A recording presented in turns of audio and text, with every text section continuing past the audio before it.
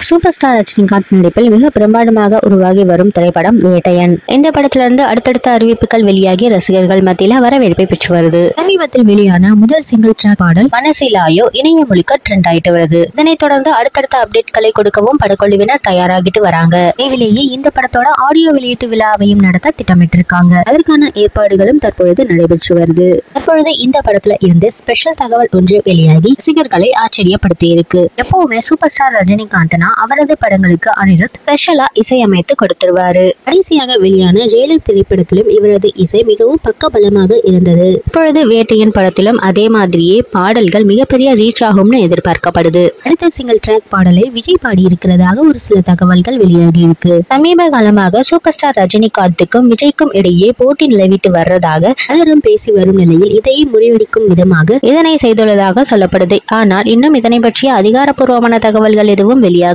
Super star Rajinikanth படத்திற்கு விஜய் பாடல் பாடியிருந்தால் கண்டிப்பா ரசிகர்களுக்கு ட்ரீட் அமையும். மேலும் அனிருத் தான் தளபதி 69 படத்துக்கு இசையமைப்பு செய்ய இருக்காரு. விஜயின் கடைசி படம்ங்கிறதுனால விஜய் அனிருத்தை விரும்பி தன்னோட படத்துக்கு இசையமைப்பு செய்ய சொன்னதாக சொல்லப்படுது.